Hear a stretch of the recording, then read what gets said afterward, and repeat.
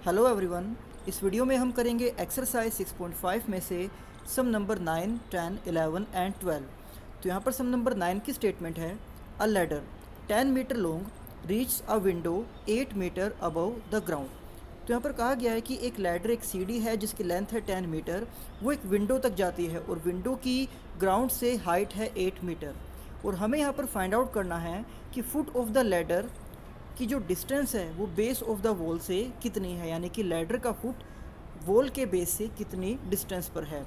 तो अगर हम यहाँ पर एक डायग्राम बनाएं तो देखिए यहाँ पर जो ए ओ है वो एक दीवार है जिसमें पॉइंट ए पर एक विंडो है और उस विंडो की हाइट ज़मीन से है 8 मीटर।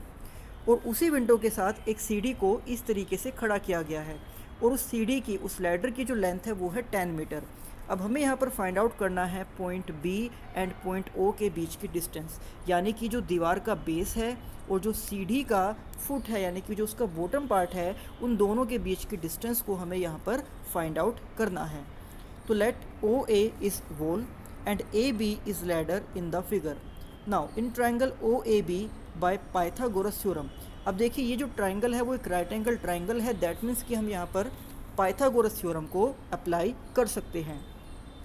तो यहाँ पर लिखा गया है कि according to Pythagoras theorem A B square is equal to O A square plus O B square, क्योंकि यहाँ पर 90 डिग्री के अपोजिट में जो साइड है वो है हाइपोटेन्यूज मीन्स ए बी। तो ए बी का स्क्वायर इक्वल हो जाएगा O A square plus O B square के। अब यहाँ पर ए बी की वैल्यू हमें स्टेटमेंट में गिवन है, यानी कि उस लैडर की जो लेंथ है वो है 10 मीन्स ए बी स्क्वायर को हम लिख सकते हैं 10 का स्क्वायर। इसी से इसके अलग ओ ए स्क्वायर, यानी कि जो विंडो की ग्राउंड से हाइट है वो है 8 मीटर, तो ओ ए स्क्वायर को हम लिख सकते हैं 8 स्क्वायर। देन इसके बाद जो ओ बी स्क्वायर है वो यहाँ पर एज इट इज़। देन 10 का स्क्वायर हो जाएगा 100 एंड 8 का स्क्वायर हो जाएगा 64। तो इसके बाद हम यहाँ पर 64 को 100 में से माइनस करेंगे and 100 minus 64 is equal to 36। That means कि बी ओ स्क्वायर की जो वैल्यू है वो है 36। अब यहाँ पर बी ओ की वैल्यू फाइंड आउट करने के लिए इस स्क्वायर को राइट हैंड साइड में रूट में लेकर जाएंगे। वो 36 का रूट होता है 6। दैट मीन्स कि जो बी ओ है वो है 6 मीटर। मीन्स हम कह सकते हैं कि hence the distance of the foot of the ladder from the base of the wall is 6 metre. Then इसके बाद sum number 10, a guy wire attached to a vertical pole of height 18 metre is 24 metre long. तो यहाँ पर कहा गया है कि एक वायर है जिसको एक वर्टिकल पोल के साथ अटैच किया गया है।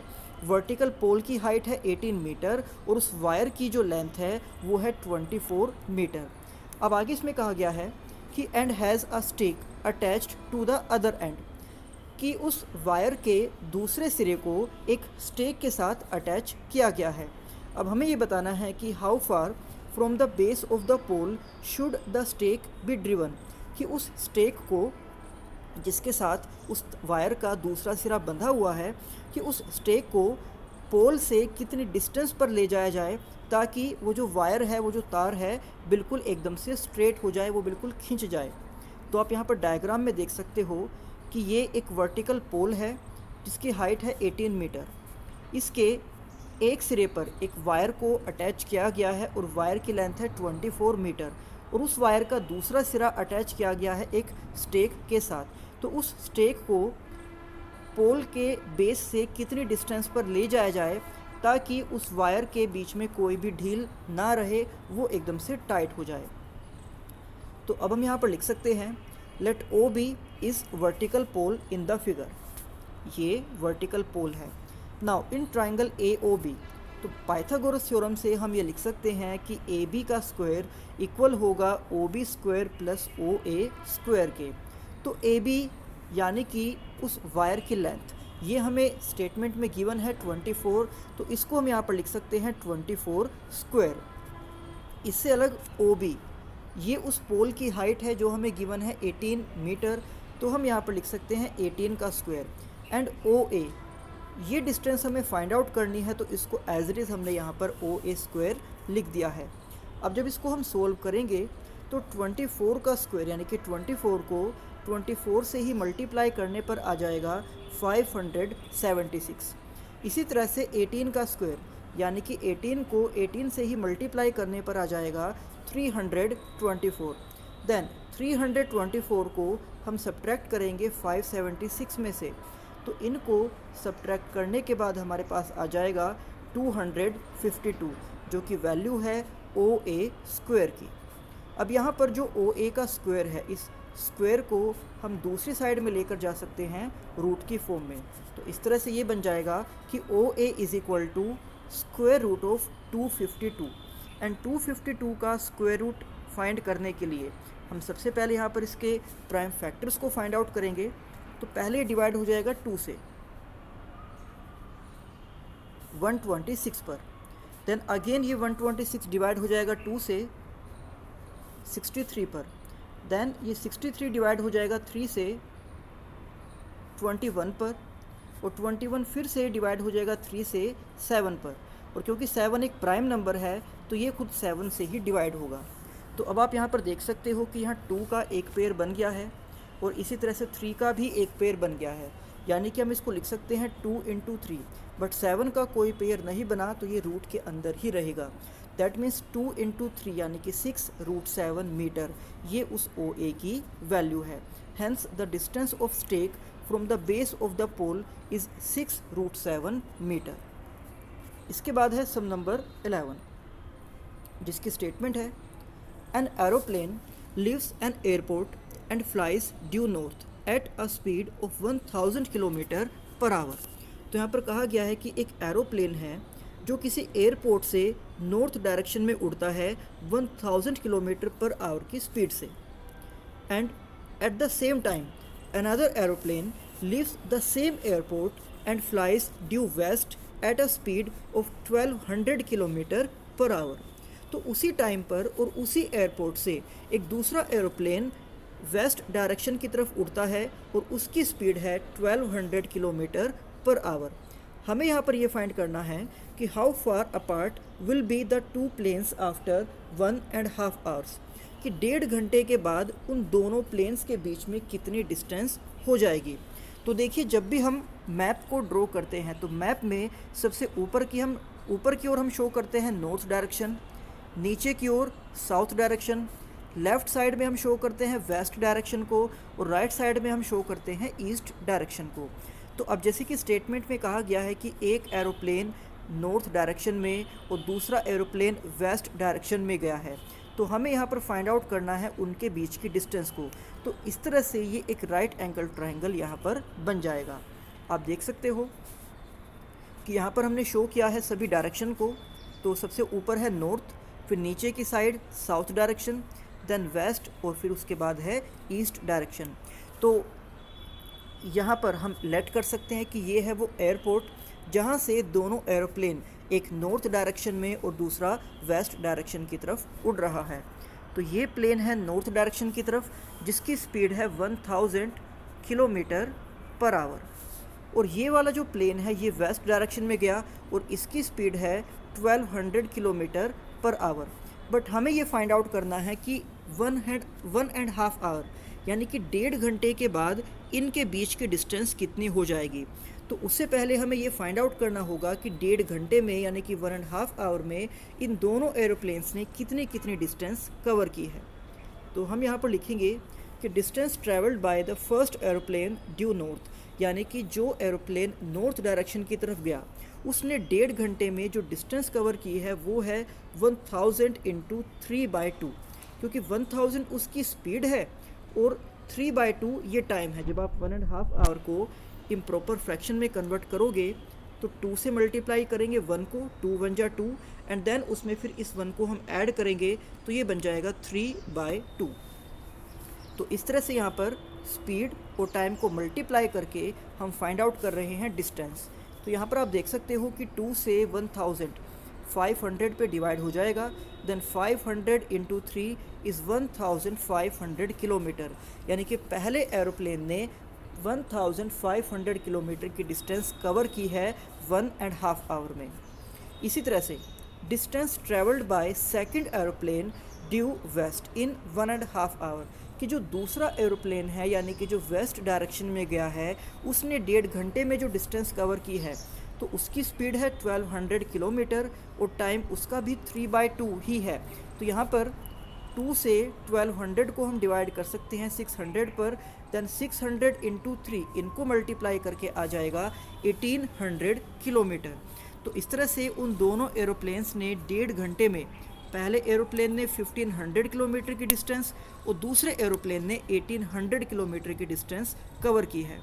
तो आप यहाँ पर डायरेक्शन में देख सकते हो कि यहाँ पर जो ये डिस्टेंस है ये है 1500 किलोमीटर और ये जो डिस्टेंस है ये है 1800 किलोमीटर, और ये एक राइट एंगल ट्राइंगल बन गया है इस तरह से, जिसका हमें हाइपोटेन्यूज यानी कि AB को फाइंड आउट करना है।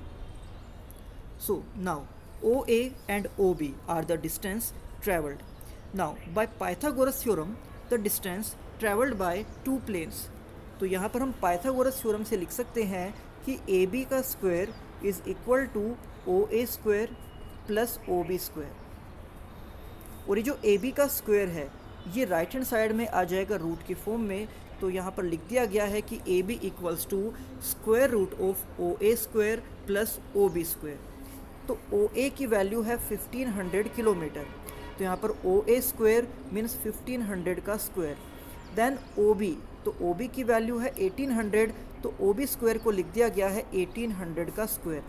तो 1500 का जब हम स्क्वायर करेंगे तो जैसे कि आपको पता है कि 15 का स्क्वायर होता है 225, बट हमें यहाँ पर स्क्वायर करना है 1500 का, तो हम 225 के बाद में ही 4 टाइम्स 0 लगा देंगे। तो इस तरह से ये 1500 का स्क्वायर हो जाएगा।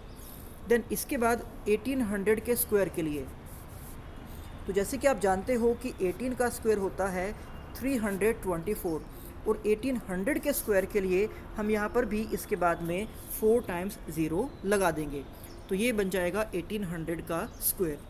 तो इनको ऐड करने पर हमारे पास ये आंसर आ जाएगा जिसका हमें स्क्वायर रूट करना है।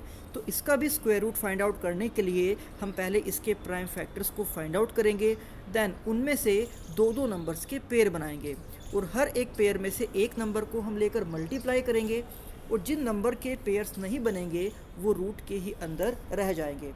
तो इस तरह से इसको सोल्व करके हम लिख सकते हैं 300√61 किलोमीटर, यानी कि 1.5 आवर के बाद, 1.5 घंटे के बाद उन दोनों प्लेन्स के बीच में इतनी डिस्टेंस हो जाएगी। इसके बाद है क्वेश्चन नंबर 12, जिसकी स्टेटमेंट है 2 poles of heights 6 metre and 11 metre stands on a plane ground.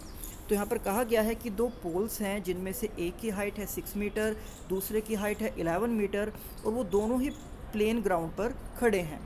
If the distance between the feet of the poles is 12 metre. आप यहाँ पर डायग्राम में भी देख सकते हो कि एक पोल है 6 मीटर हाइट का और दूसरा पोल है 11 मीटर हाइट का, और हमें यहाँ पर जो फाइंड आउट करना है वो फाइंड आउट करना है कि इन दोनों के जो ऊपरी सिरे हैं उनके बीच की डिस्टेंस क्या है, जबकि उनके निचले सिरों के बीच की डिस्टेंस हमें गिवन है 12 metre. So we have to find the distance between their tops, कि उनके जो टॉप्स यानी कि जो उनके ऊपरी सिरे हैं उनके बीच की डिस्टेंस को हमें फाइंड आउट करना है। तो आप यहाँ पर देख सकते हो कि जो AB है ये है पोल जिसकी हाइट 6 मीटर, जो CD है ये पोल है जिसकी हाइट है 11 मीटर।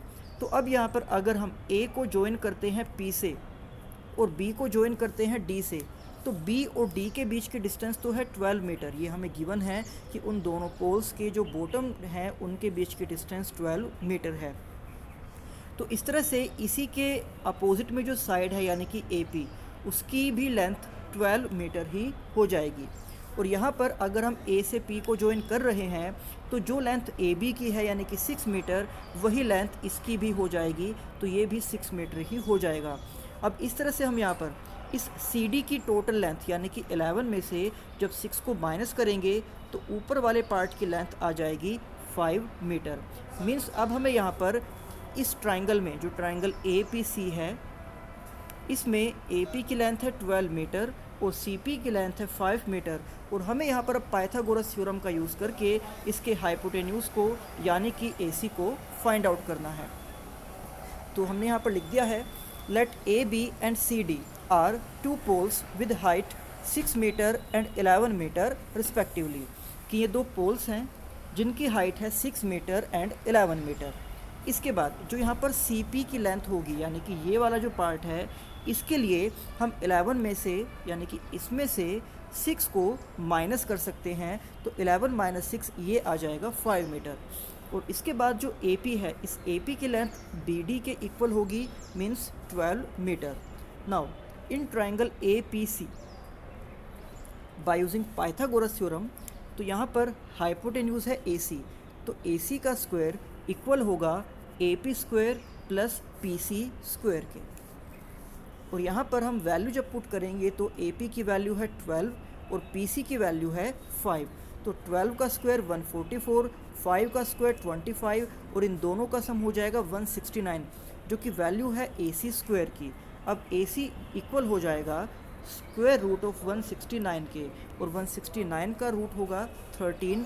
तो इस तरह से हम ये कह सकते हैं कि उन दोनों पोल्स के जो टॉप्स हैं, यानी कि जो ऊपरी सिरे हैं, उनके बीच की डिस्टेंस 13 मीटर है, और यही इस सम में हमें फाइंड आउट करना था। तो ये थे एक्सरसाइज 6.5 में से सम नंबर 9, 10, 11 एंड 12। अब इसी एक्सरसाइज के बाकी सम हम करेंगे नेक्स्ट वीडियो में। तब तक आप इन सभी सम की अच्छे से प्रैक्टिस करना। तो मिलते हैं आपसे नेक्स्ट वीडियो में। Thank you.